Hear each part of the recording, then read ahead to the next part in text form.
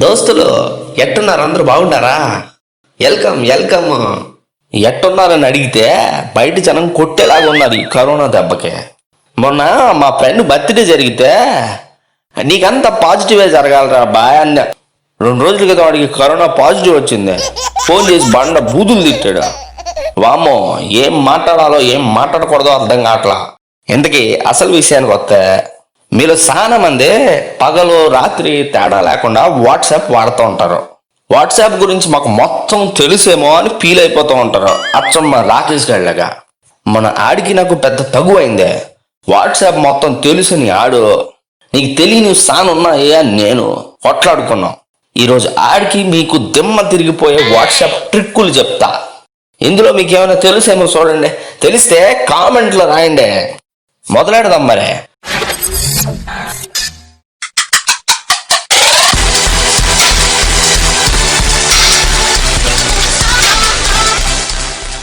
రే సుభాష్, ఎందుకు పిలిచావు?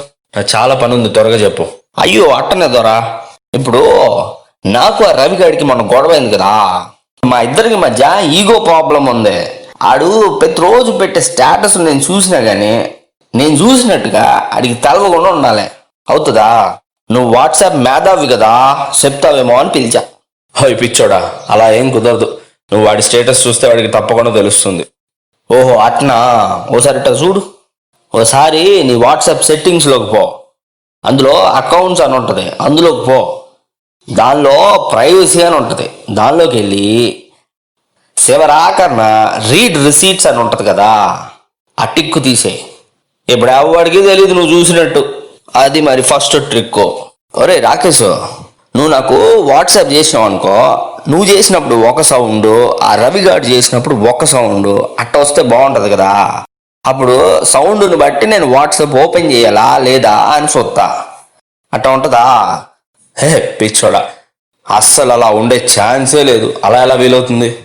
అదే మరి నీ జ్ఞానం. చూడు, నువ్వు ముందు ఎవడి సౌండ్ సెట్ చేయాలో ఆడి కస్టమ్ నోటిఫికేషన్లోకి వెళ్ళు. ఆ తర్వాత యూజ్ కస్టమ్ నోటిఫికేషన్ పైన ఉంది చూడు, అది నొక్కు, టిక్ వస్తుంది. దాని తర్వాత నోటిఫికేషన్ టోన్ అని కింద ఉంది కదా, అది నొక్కు. ఇప్పుడు ఇన్ని టోన్లు ఉన్నాయి కదా, ఏదో ఒకటి పెట్టుకో అంతే. ఏంట్రా రాకేష్ దిగాలుగా ఉన్నావు?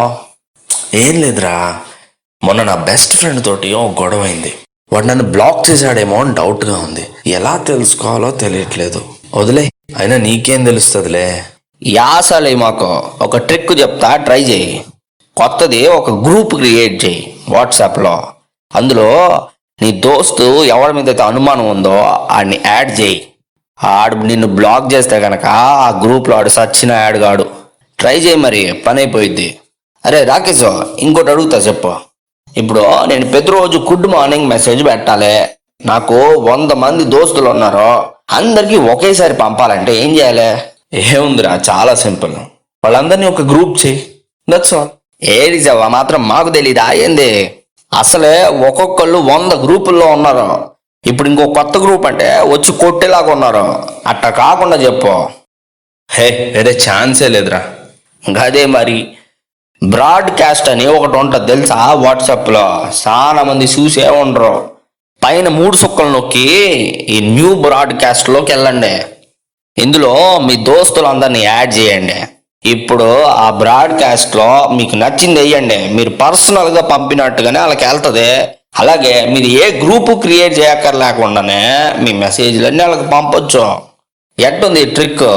అరే రాకేష్, నువ్వు నీ గర్ల్ ఫ్రెండ్కి ఫోటోలు పెడతావు కదా, దాంతోపాటు నువ్వు ఉన్న చోటు కూడా పెట్టచ్చు తెలుసా? ఫోటోతో పాటు లొకేషన్ పాసిబులే కాదు. అదే మరి నీకు తెలియని పత్తి వ్యాపారం. చూడోసారి. ఇప్పుడు ఇట్లా ఫోటో పెడతావు కదా, ఆ ఫోటో పెట్టేటప్పుడు పైన ఎమోజీ ఉంటుంది, దాన్ని నొక్కు. ఇక్కడ లొకేషన్ అని వచ్చిందా, ఆ లొకేషన్ని నొక్కు. సెండ్ కరెంట్ లొకేషన్ అందా, అది నొక్కితే నువ్వు యాడ్ ఉన్నావో ఆ చోటుని చెప్తుంది. ఇప్పుడు దీన్ని సీక్రెట్గా పంపించాలనుకుంటే దీనిపైన మరో ఇమోజీని సెట్ చేయి. అప్పుడు నువ్వు లొకేషన్ అనేది కూడా కనబడతావు. ఇప్పుడు నీ గర్ల్ ఫ్రెండ్ అని ఆ ఎమోజీని నొక్కమని చెప్పు, అంతే. నీ లొకేషన్ ఏంటో తెలిసిద్ది. ఎట్టుంది? దిమ్మ తిరిగిందా?